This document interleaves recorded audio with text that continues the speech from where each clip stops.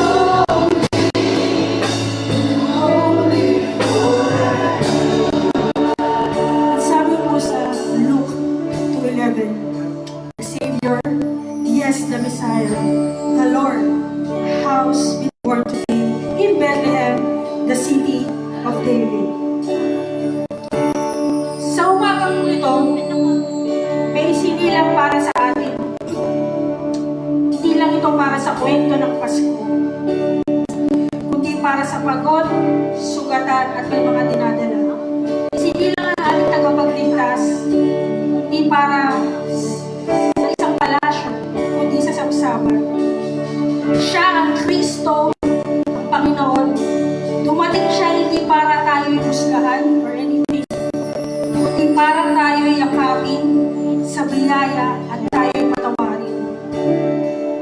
Kung sino man po dito ang mga napapagod, ang Diyos po ang ating pahinga. Kung sino man dito ang mga naguguluhan, siya ang ating kapanatagan. Kung sino man ang nasasaktan, siya ang ating pag-asa. So as we sing this song, di lang po natin ito kantahin dahil Pasko. Kantahin natin ito kung ano ba talaga ang essence ng Pasko at bakit natin ito pinagdiriwang.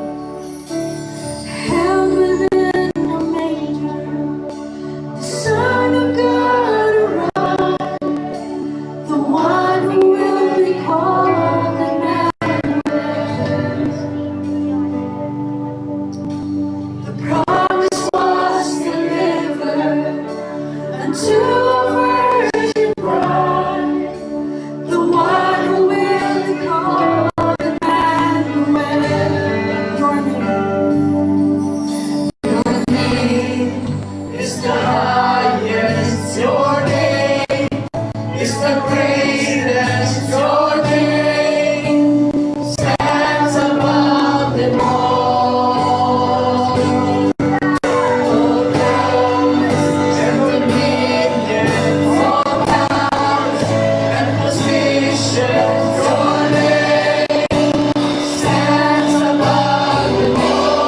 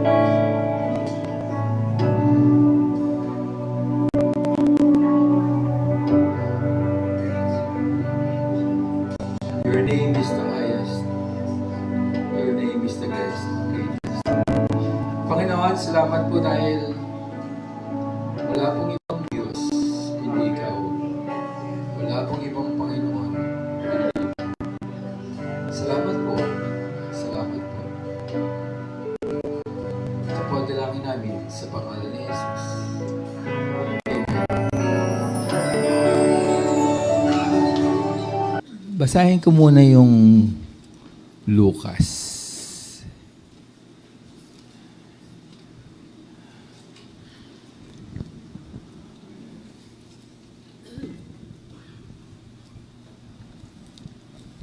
Para hindi hanginin. Lucas.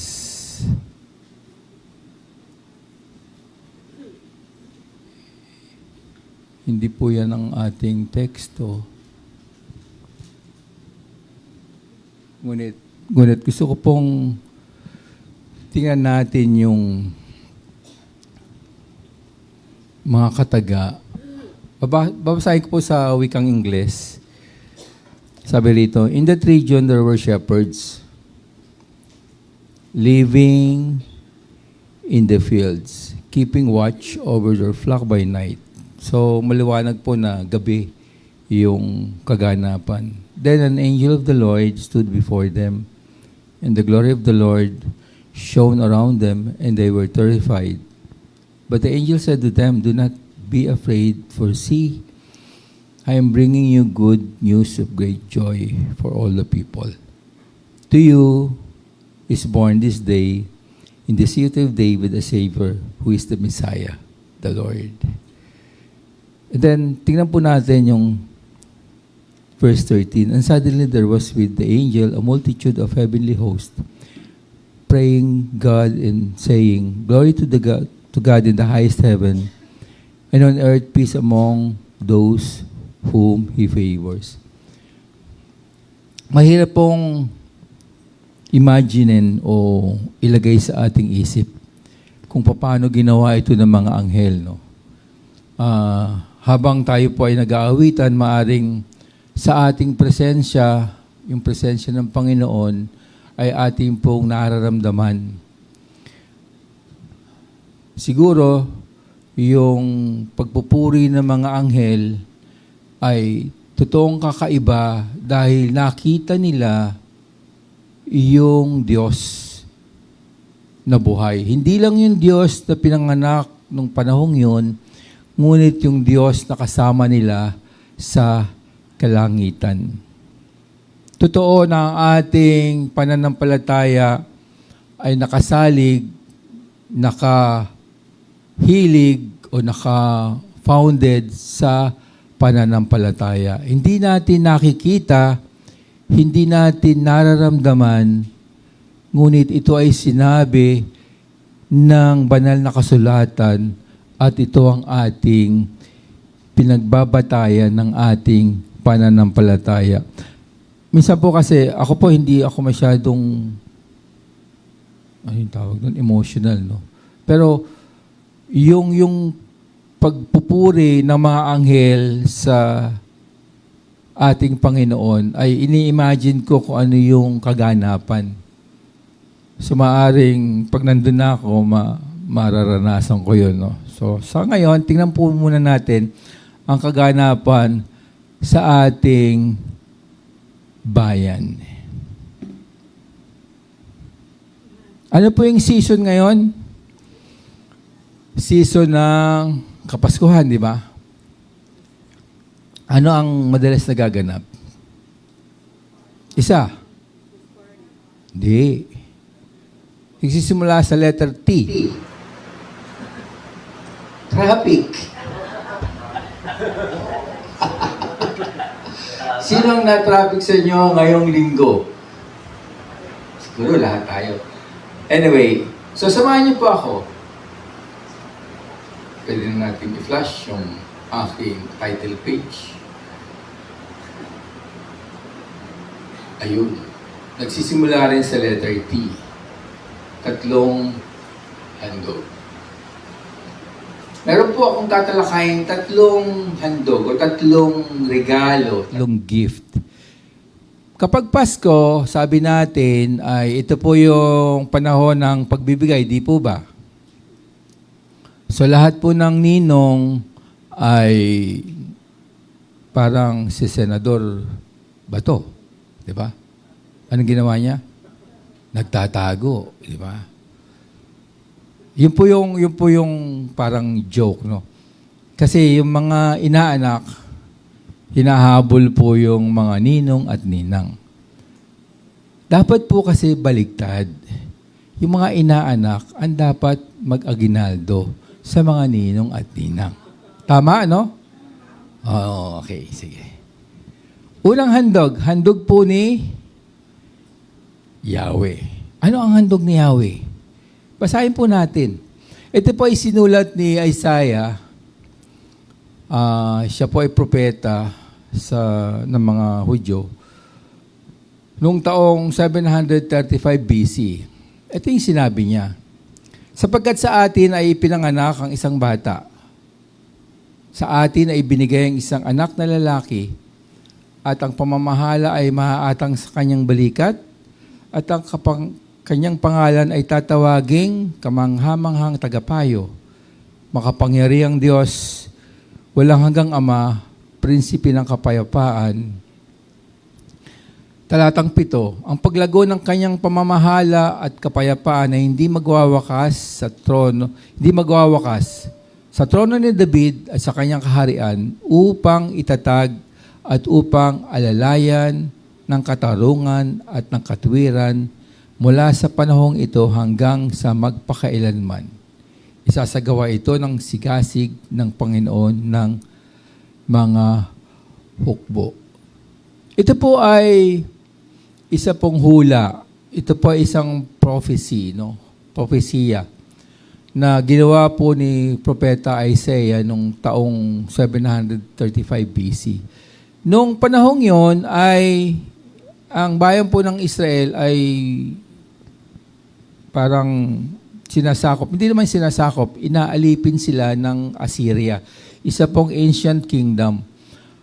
At sila po ay pinapahirapan. Kaya kapag binasa po natin yung mga naunang talata dyan, ayan po ay magbibigay ng pangako sa mga Hudyo na sila ay bibigyan ng kalayaan ng Diyos.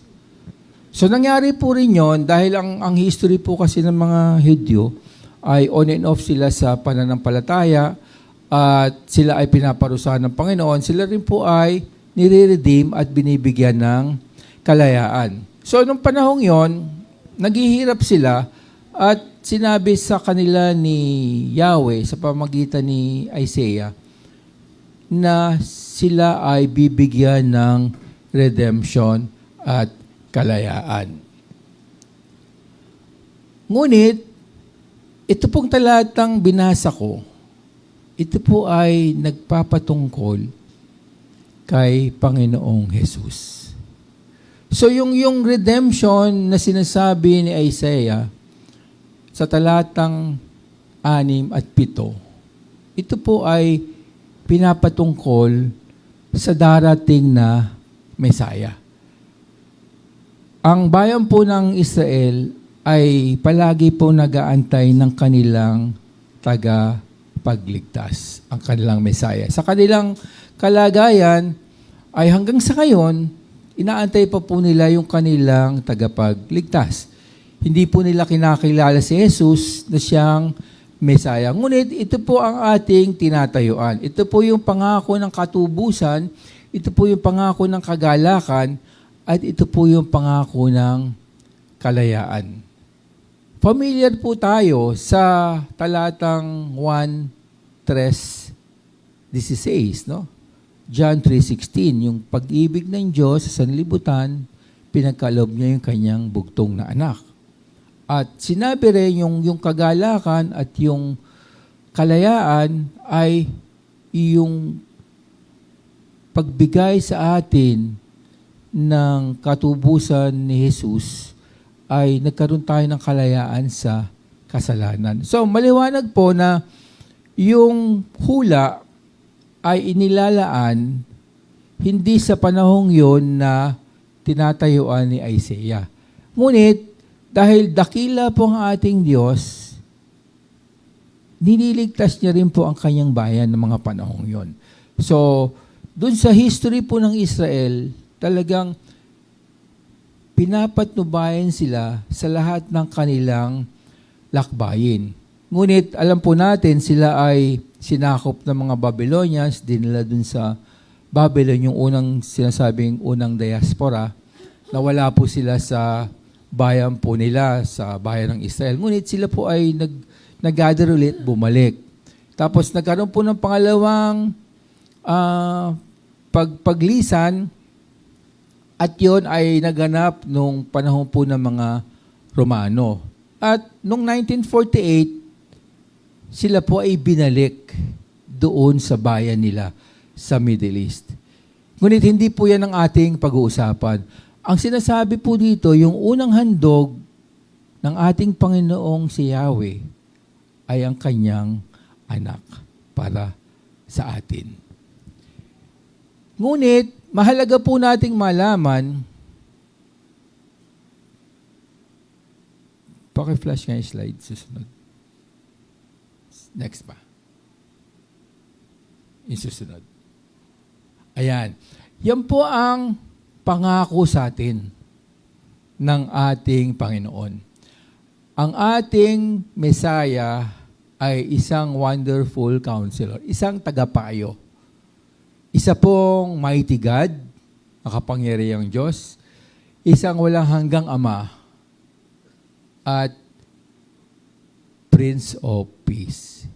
Lahat pong yan ay mangyayari kapag siya po ay bumalik na. So lahat po tayo ay umaasa, nag-aantay sa kanyang pagbabalik, di po ba? Yan po ay sa pangkahalatang pangako niya sa kanyang bayan, tumanggap sa kanya bilang Messiah. So mahalaga po nating unawain yung gift ni Yahweh sa atin ay isang gift na walang katumbas. Sa kasalukuyan, ang ating pong natatama o natatamasa ay inner security. Meron po tayong kasiguruhan ng ating relasyon sa ating Panginoon. Kasi pagka tinignan po natin ang kapaligiran, wala pa pong hustisya rito, wala pa pong katarungan. Ang ating pong nakikita sa kapaligiran ay puro conflict, puro digmaan. Kasi pagka tinignan po natin yung pangako ng Panginoon na pagdating po ng Messiah, siya po ay magiging Prince of Peace. Yan po ang ating expectation. Yan po ang ating inaasahan. Yan po ang ating inaasam. Kaya nga sabi ko kanina, ang ating lakbayin ay sa pamamagitan po ng isang pananampalataya.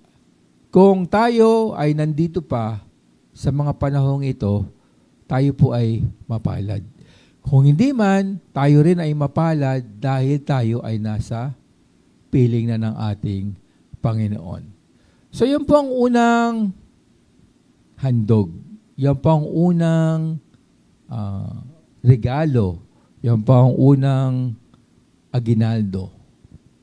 Sino po ba rito ang may pangalang aginaldo? Wala, no? Si Jen. Okay. Pangalawang gift, pangalawang handog. Handog po ng mga pantas. Mga pantas po, basahin ko po sa Matthew 2 verse 11. Pagpasok nila sa bahay, yung nila ay yun po yung mga pantas. Ay nakita nila ang sanggol na kasama ng kanyang inang si Maria.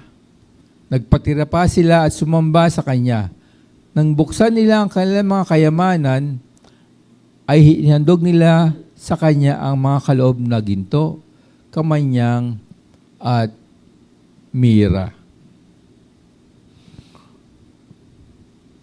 Yung sinulat ni Isaiah ay 735 BC. Pinanganak po ang ating Panginoong Hesus base po sa calculation ng mga scholars ay between 3 and 5 BC. So yung agwat po nung pagkakasulat ni Isaiah hanggang sa kaganapan po ng kapanganakan ni Jesus ay mga more than 700 years. So ito po ay Ngayon nakikita na natin siya sa isang binabasa natin, di po ba? Nung panahong yon wala yun eh. So sinabi lang yan, binroadcast. Sinabi po ni Isaiah yung kaganapang yon sa bayan po ng mga Hudyo. At yun po ay naganap nung between 3 and 5 BC. Pagka sinabi nyo, kasi pag tinignan natin yung BC, sabi doon before Christ, no? So pinanganak si Jesus before Christ. Hindi naman ganon. So ano lang po yun? Calculation nila. So pinanganak po si Jesus mga more than 700 years after nung prophecy ni Isaiah. At dito, pinuntahan siya ng mga pantas o magi sa wikang Ingles. Meron pong tradisyon na sa buong ka-Kristyanuhan o nagsimula po yan nung matagal na sa Middle East na 3 hari daw po yon. Hindi po kasi 3 hari yon. Meron pa nga nagsasabi, 3 haring mago, di ba? Yung normal term. Sila po ay hindi mga hari. Sila po ay mga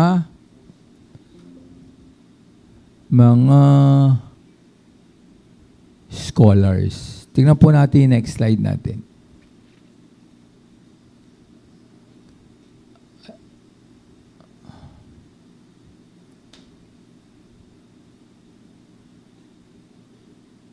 Sila po ay mga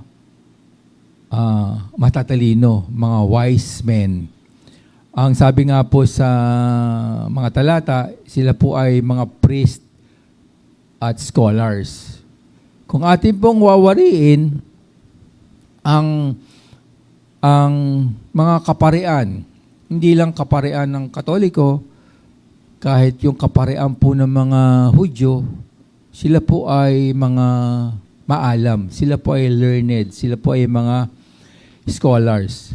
So, nung panahong yon, itong magi, itong mga pantas na to, ay nasa malayong lugar. So, titingnan na po natin yung timeline. So, sinabi po na Isaiah yung prophecy. At nung panahon na pinanganak si Jesus, ay ang account po ni Matthew, merong bumisita sa kanyang lugar ng kapanganakan. Ibig sabihin po, wala pong internet noon, wala pong telepono, wala pong Facebook, wala pong messenger na digital, no? Yung messenger nila, tumatakbo lang yun. Ngunit, itong mga pantas na to ay nalaman nila na may pinanganak doon po sa Bethlehem. Sila po ay, ang sabi po sa mga research, sila po ay mga eksperto sa pag-aaral ng kalangitan, ng astronomy. Sila po ay eksperto sa pag-aaral po ng astrology. Sila po ay hindi mga mananampalataya kasi wala pa naman po yung sinasabi nating Kristyanismo noon. Sila po ay mga dalubhasa sa medisina. At higit sa lahat, kahalo na po nito ang kanilang pananampalataya. So ang kanilang buhay ay sila po ay mga matatalino, sila po ay mga scientist o mga learned, at the same time, sila po ay mga reliyoso. So sila po ay mga gumagawa sa kanilang mga templo. Ngunit, nalaman po nila yung kapanganakan ni Jesus. Sa calculations po, sila po ay nanggaling sa dako po ng Persia, no? Kung titingnan niyo po yung mapa, hindi ako gumawa ng mapa ngayon. Yung Bethlehem po, pagka tiningnan niyo, yung Persia po ay nasa gawing kanan niya. Pag binasa niyo yung mapa. Ibig sabihin, nasa east. So yung mga pantas na to, nagbiyahe po papunta sa west. So ang sabi ng isang talata, sinusundan nila ang isang, ano sinusundan nila? Star of David, di ba? Sinasabi nila yun yung tala. Kasi marunong po sila sa astronomy, sila po ay may mga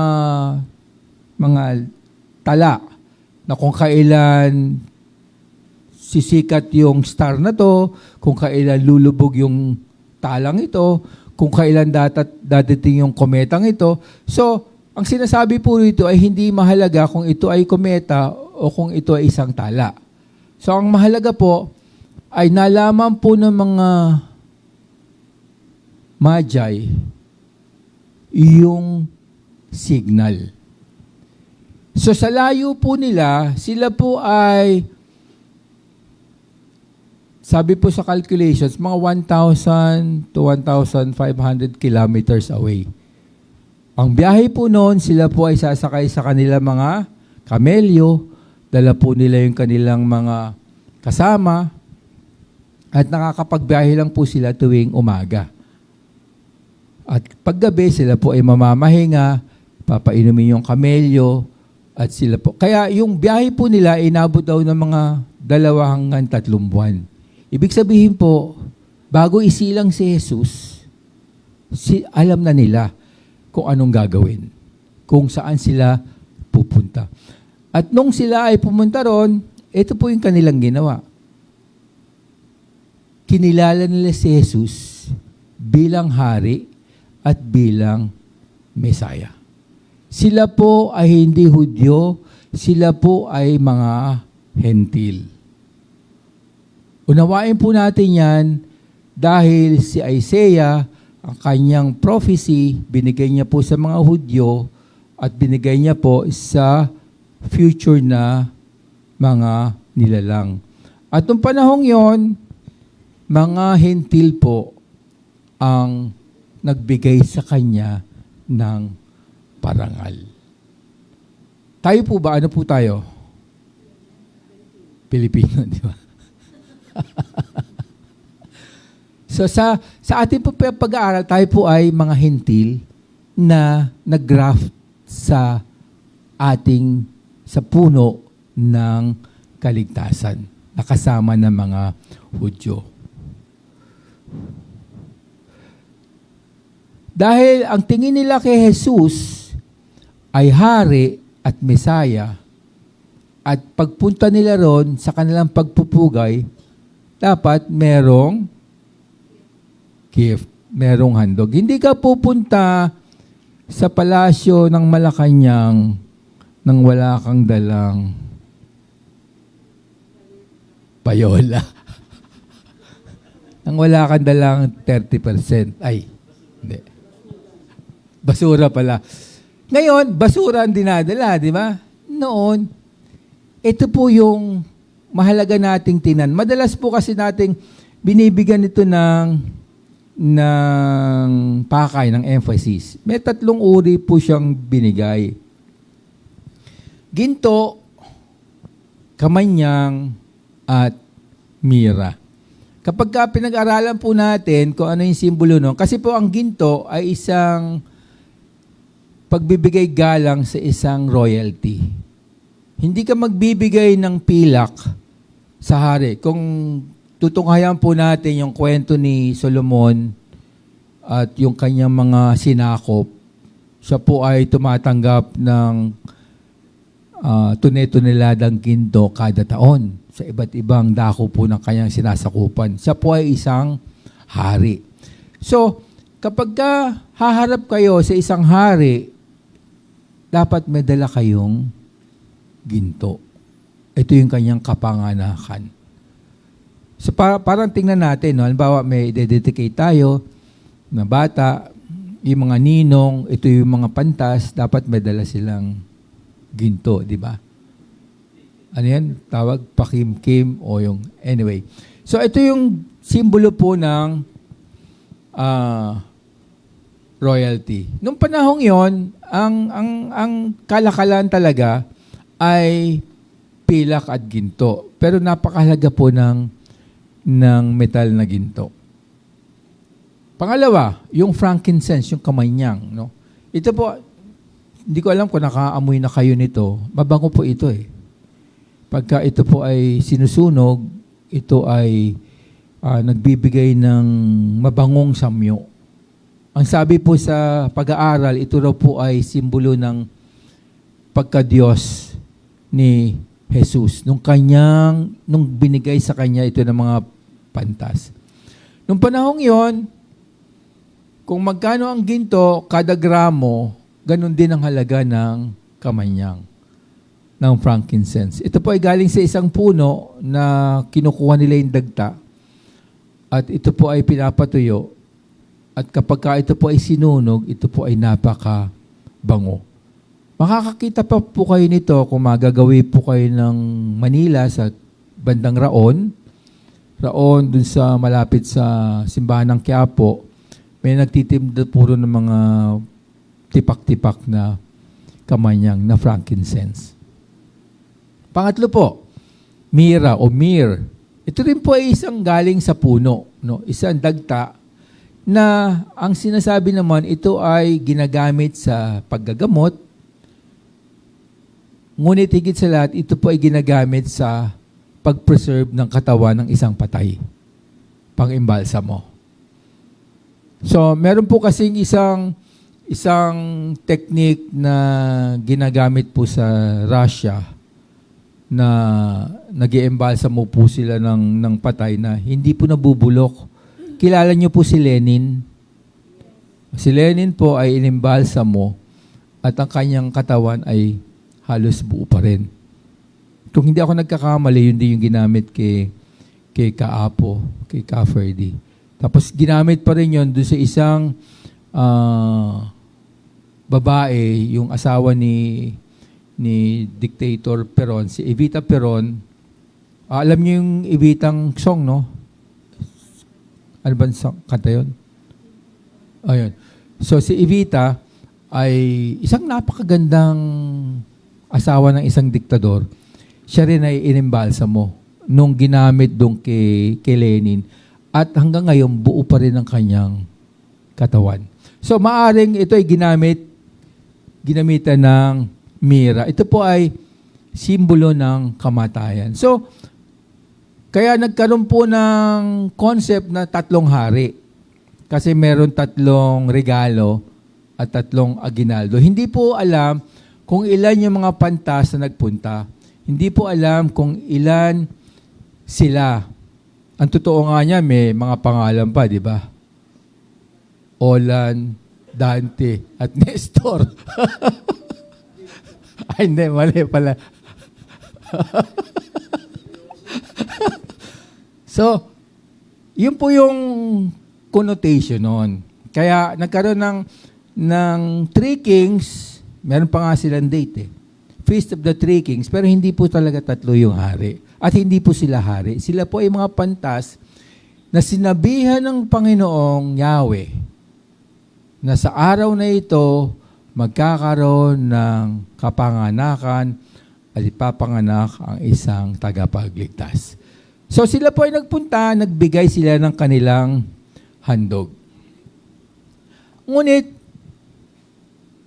bukod sa handog, ang ating pong pagbulay-bulayan ay ang ginawa ng mga pantas. Sila po ay sumamba. Sila po ay nagpatira pa. Sila po ay lumuhod. Next slide. Sila po ay nagbigay pugay, nagbigay galang. Yun po yung recognition na kung sino si Jesus. Isipin po natin, sila po ay hindi Hudyo. Sila po ay mga hentil. Karamihan po sa kanila, ang sabi nga, yung kanilang pananampalataya ay hugot po sa worship ng nature, no? At hindi ko lang alam kung wala pa rin kasing Islam noon. Sila po ay essentially mga pagano sa ating term. Ngunit, unawain po natin, sila ay nagbigay galang, sila ay nagbigay pugay sa ating Panginoong Jesus. Ngayon, 2,000 years after 3 BC, anong year ngayon? 2025, no? Next year, anong taon? Sa susunod. So, 2,000 years. Next slide. Ano naman ang handog mo? Si Yahweh nagsabi, bibigyan ko kayo ng gift sa pamagitan ni Isaiah. Tinupad niya yun. Ang sabi ng mga pantas, pupunta kami dyan, magbibigay galang kami, magbibigay pugay, bibigyan namin ng aginaldo ang hari. Hindi nila sinabi na ang hari ng mga Hudyo. Ang sinabi lang, ang implication lang doon, kinilala nilang hari, si Jesus.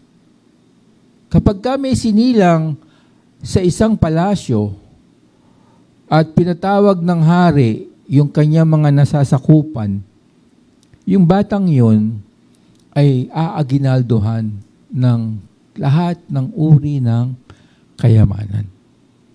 So nakita po natin, binigay ng 3 uri ng handog ng mga pantas kung ano yung halaga nung kanilang pinuntahan. Sabi ko kanina, yung binigay sa atin ni Yahweh ay isang priceless gift at isang yung greatest gift. Ang tanong ko naman, 2,000 taon na nakaraan, ano naman ang handog mo? Ano naman ang handog natin sa ating Panginoon? Ano naman? Di ba pag may birthday, sino po ang may birthday dito? Lahat tayo, di ba may birthday? Pag may birthday tayo, at meron tayong konting salo-salo, meron tayong paghahanda, yung mga nanay, tatay natin, kaibigan natin, nagbibigay sa atin ng handog, di ba? Naalala ko nga pagka Christmas, may cake, kakanta pa tayo ng Happy Birthday Jesus, di ba? Happy birthday to you. Ngayon, ang tanong, alam natin kung ano binigay sa atin ng Panginoon. Alam natin kung ano kahalagahan ni Jesus sa ating mga buhay. Maaring hindi pa tayo nakakaranas ng katarungan sa mundo. Hindi pa tayo nakakaranas ng tunay na kapayapaan. Ngunit ang ating mga puso ay stable at full of peace. Kapalit niyan, ano ba ang handog natin sa ating Panginoon? Kasi kung tatanungin niyo ako, kada taon, tatanungin natin yan. Kada Pasko ay babalik at babalik sa atin yan. Kasi po, sa atin, ang Kapaskuhan ay panahon ng pagbibigay ng pag-ibig at pagbibigay ng aginaldo, ng gift. Yun po yung symbol ng Christmas. Kasi nga, si Jesus ang binigay na gift ng Ama sa atin. Tanong, ano naman ang handog natin? Ang handog ni Yahweh ay si Jesus, di ba, na anak niya. Ang handog ng mga pantas ay pagsamba at pagkilala kay Jesus bilang Hari at Misaya. Ikaw, ano ang handog mo? Sana magkakaroon akong Q&A, no? Tatanungin ko si Judith, ikaw, ano handog mo? O kaya si Jane. Diba?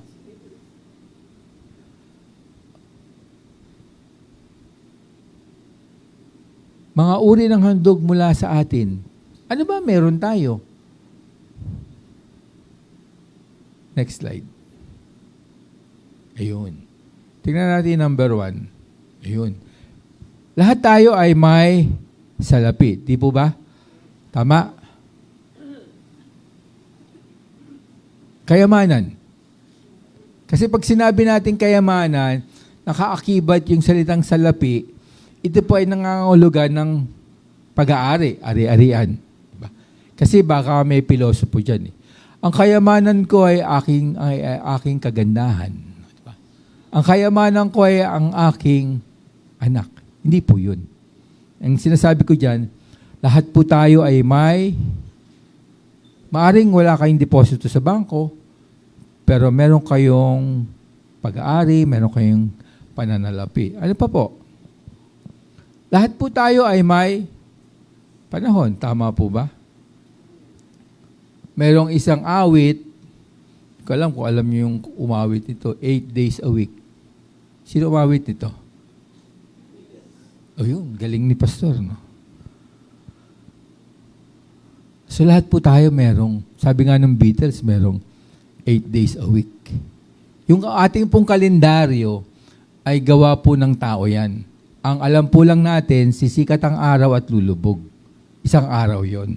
So hindi mahalaga kung ilang araw sa isang linggo.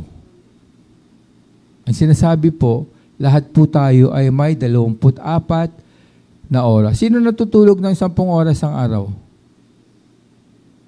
Ako lang. Ay. Talino.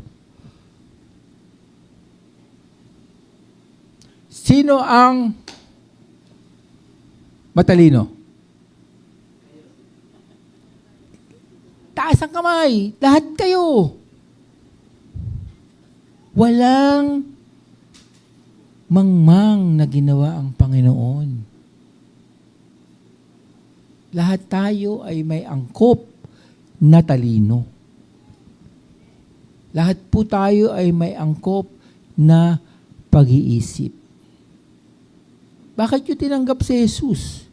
Naunawaan nyo yung sinasabi na si Jesus ang daan, ang katotohanan at ang buhay. Na-accept nyo yan. Yan ay galing sa inyong isip. So wag nyo sabihin na wala kayong talino. Pag wala kayong talino, binawian kayo ng tawag? Hindi nadala sa institution, di ba? Binawian kayo ng pag-iisip. So lahat po tayo ay may angkop na talino. Talento. Yan. Iba-iba na yan. Kanina tinanong ko asan si Kibe? Galing kasi mag-drum eh. Iba yung hampas eh. Sabi ko, nagtuturo ka ba? Sabi niya, opo. Saan po? Private. Turuan mo ko. Yung mga talentong ganon, hindi tinatago. Yung mga musikero, ituro nyo. Di ba? Ay, mamaya na yan. So, hindi lahat kaya yon. So, anong talento meron kayo? Hindi ko alam kung ano meron kayo. Alam ko, hindi ako marunong umawit. Pag umawit ako, mawawala tao dyan. Lahat kayo may buhay, di ba? Lahat po tayo ay humihinga. Lahat po tayo ay may buhay sa ngayon. Okay. Ito kasi medyo skewed na yan yung susunod na talata. Pagbabagong buhay. Wala ba dyan? Putol na. Ayun, nakakalimutan.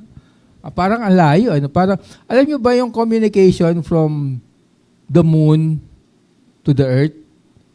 Mga ano yun, mga 9 minutes. Malayo yun, di ba? Dito, ilan yung communication natin? 10 minutes.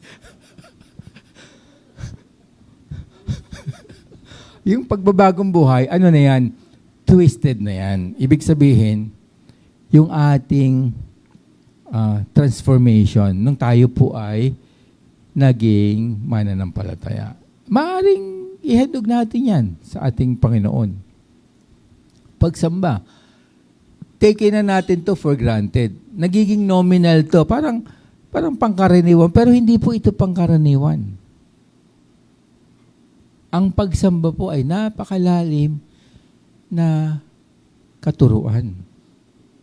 Kung meron po tayong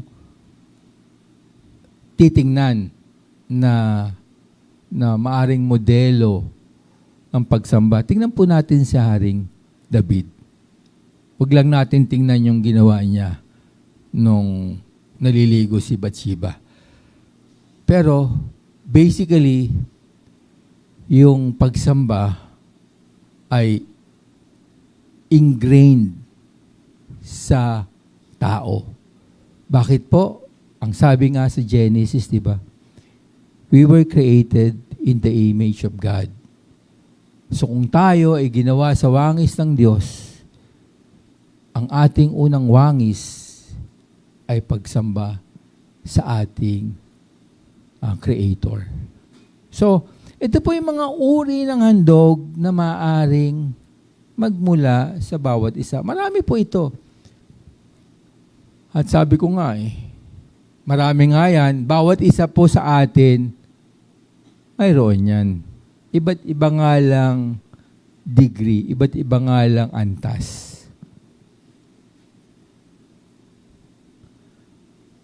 Next slide nga. Ayun, mabilis.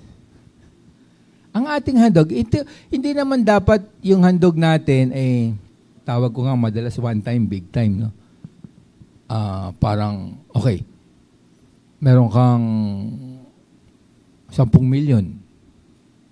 Binigay mo yung 9.9 sa PMC Marikina.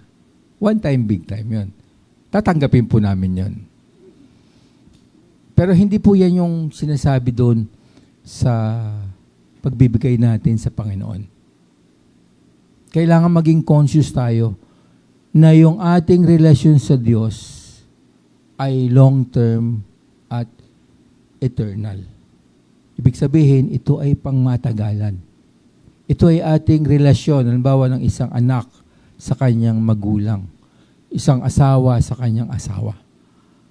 Yung kanilang relasyon ay hindi minute by minute, but taken for the rest of their life.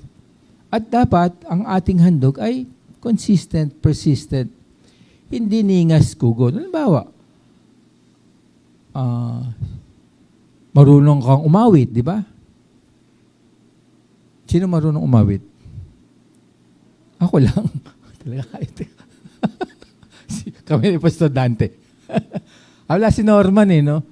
Si Norman ba nanonood? Paawitin kaya natin. Hindi dapat ningas kugon. Magaling kang umawit. Nagpakita ka minsan ng iyong kakayahan. Okay, sige. Tapos nun, tinamad ka na, ayaw mo na. Ay, papagod ako. Saka na lang. O gusto mo naman, tutulong sa pag-aayos ng simbahan. So after a while, pagod. Pag umuulan, minsan wala. Hindi po dapat ningas kugon. Kapag tayo po ay nagbigay, nothing but the best, no? Nothing but the... Kung maglilinis tayo ng silya, dapat tanungin natin si Pastor Olan, ano bang ginagamit na panglinis para malinis po talaga yung uupuan. Kaya pag gano'n, alam dapat ni Pastor Olan kung anong gagamitin. O kaya, kapag ka po tayo mag-e-ensayo ng ating awitin, sa ensayo pa lang, alam po natin na pulido na yung ating gagawin. Ang sabi nga po sa Leviticus, hindi po nag-aalay ang mga Hudyo ng mga pilay na tupa, ng mga bulag, palaging perfect. Bakit po? Si Jesus po ay perfect, di ba? So yun yung gift na walang kapintasan. Alam ko, lahat po tayo ay may kakulangan. So ang sinasabi lang dito ay to the best of makakaya natin, to the best ng ating kakayanan. Kasi yun yung susukatin sa atin ng ating Panginoon. Nakita nyo may at? Meron po kasi magandang susunod dyan eh. Ano ang mayroon ka? Ito nakita ko po dun sa isang pinuntahan namin nung kami po ay nasa missions conference. Sabi ron, whatever you have, use it for God. Don't wait for what you don't have. Ibig sabihin po, sa kasalukuyan, meron kayong, nung mga nasabi ko, di ba? Yung mga uri. Huwag mo nang antayin yung wala ka. Parang sasabihin, ay, Panginoon, gusto kong magbigay ng 10 milyon sa PMC Marikina. Eh, wala ka nun. Meron kang 2 copper coins, kagaya ng widow. Enough na yun. Ang sinasabi rito, kung anong meron ka, gamitin mo. Panahon. Lahat po tayo ay may mga kanya-kanyang abala. Sister Judith, ilang oras ka nagtuturo? 12 hours a day. Meron po ako nabasa, isang Amerikano, siya po ay CEO ng General Electric. Ang sabi niya, I work 100 hours a week. Alam niyo po ba kung ilan yun? Ilan pong oras sa isang linggo? Bibigyan ko ng aginaldo. Pag magkukupi, 1, 2, 3, 4, 5. Wala. 168 hours a week. Nagtatrabaho siya ng 100 hours a week. Tayo ba? Ilang oras na tayo rito ngayon? 9:30. Wala pa tayong 2 oras. 1.5 kalahati. Iba iniisip, ano kaya ang kakainin ko? Ano kaya ang... So lahat po tayo may 24 hours. Hindi po lahat yan ay hinihingi ng Diyos. So wag po natin sabihin, wala akong panahon. Ang panahon ko lang ay linggo. Ang panahon ko lang ay Sabado. Whatever you have, use it for God. Wag mo nang antayin yung wala ka. Kasi baka hindi dumating yun. Kung ano yung talino mo, ano yung talento mo, yung talento na po-progress, na nalilinang, na i-improve, simulan natin doon sa meron ka.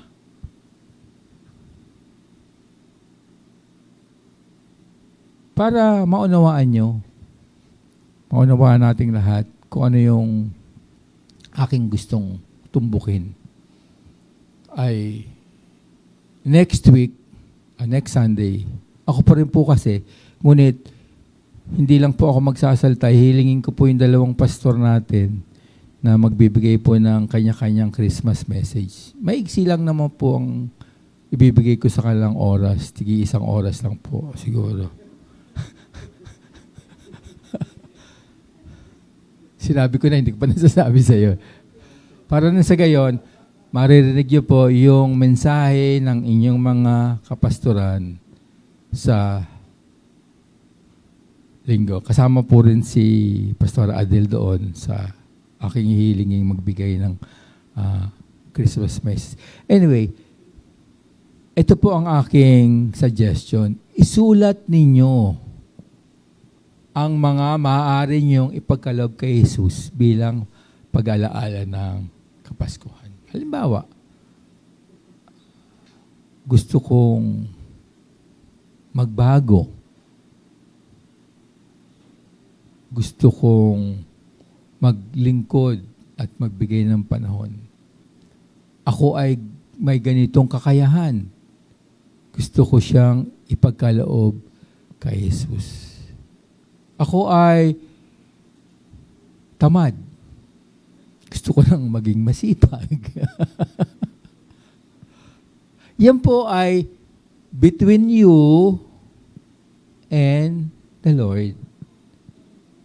Kasi siya naman po yung inyong pag-aalayan ng inyong handog.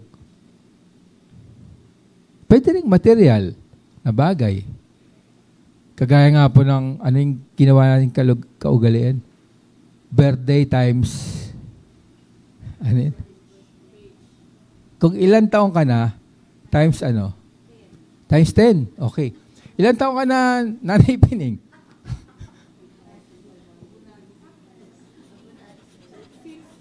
Ilan? 86. Oh, 86, di ba? Times 10, bibigay siya ng 860. Di ba? Kung gusto mo times 100. Ano naman yun? Sino ang 27 dito? Wala. So, parang ano lang yan? Parang pabigay kaluguran sa ating Panginoon. Parang, Panginoon, ako ay 71. Pag minultiply ko yan ng 10, 710. Pag minultiply ko yan ng 70, 4,900 yun, di ba? More or less. So kung generous kayo, pwede niyong gawin yun. Ang sinasabi kasi, basta bukal sa puso nyo, kung may Rolex kayo, meron kayong Patek Philippe, pwede rin yun. Kaya lang, dapat manggaling kayo dun sa sa insertion program. Marami tayong maaaring ibigay sa ating Diyos. Kaya lang, minsan, na pangingibabawan na to ng komersyalismo ng Kapaskuhan. At hindi na natin siya na-appreciate. Yung binigay sa atin ni Yahweh, yung binigay sa atin ni Jesus, ay lahat yan ay walang katumbas. Sasabihin ng mga pilosopo, pastor, spiritual yan. Tama po yun. Spiritual yun. Ngunit sa aking puso, mayroon akong kapayapaan. Mayroon akong kaganapan. At sa aking buhay, naging totoo ang aking Panginoon, ang aking relasyon sa Kanya. Huwag niyong kalimutan, isulat ninyo. Yan ay para sa inyo. Hindi ko po yan titingnan at walang kopyahan. Kung gusto nyo, kung kayo ay gumagawa ng inyong devotion, sulat nyo yan, ipit nyo sa inyong mga Biblia. Tapos, tingnan natin. Tingnan natin sa 2026. God willing, nandito po kaming tatlo. God willing, makikita po natin kung meron tayong 3 aginaldo. Siguro isipin nyo lang, 3 ibibigay ko kay Jesus. Pumili kayo ng 3. Wala na yun sa notes ko 3 mahalagang bagay na gusto yung gawin. Sana po na tanim sa ating isip na ang Kapaskuhan ay hindi po nangyari sa isang iglap. Ito po ay patuloy na nangyayari. Sabi po kasi doon sa Isaiah, sa wikang Ingles, for unto us a son is born, a son is given. So nangyari po yon, big time event.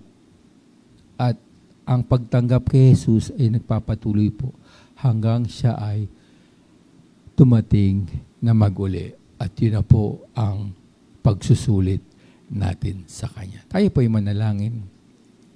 Panginoon, salamat po dahil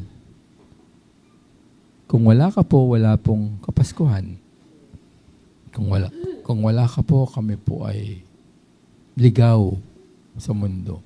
Salamat, Panginoon, dahil ang iyong pag-ibig ay nakita po ng sanlibutan. Ikaw ay pinanganak 2,000 years ago Ngunit ito po ay papatuloy na katotohanan.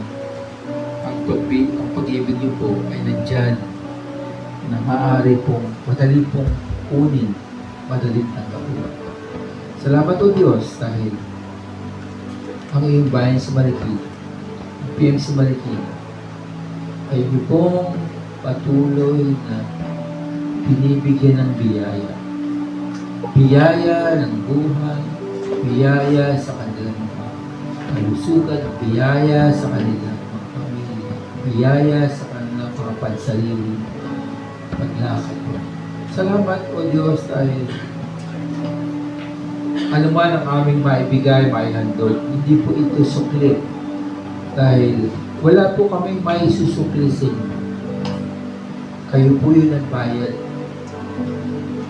At ang aming pong magagawa ay, sabi nga po ng mga nagtuturo, gusto po namin makita ang ngiti sa inyong mga labi. We want to put a smile on your face. Hindi lang ngayong Pasko, habang kami po ay lumalakad sa aming pananampalataya. Salamat Panginoon, salamat po. Ito po ang panalangin namin sa pangalan ni Jesus. Amen.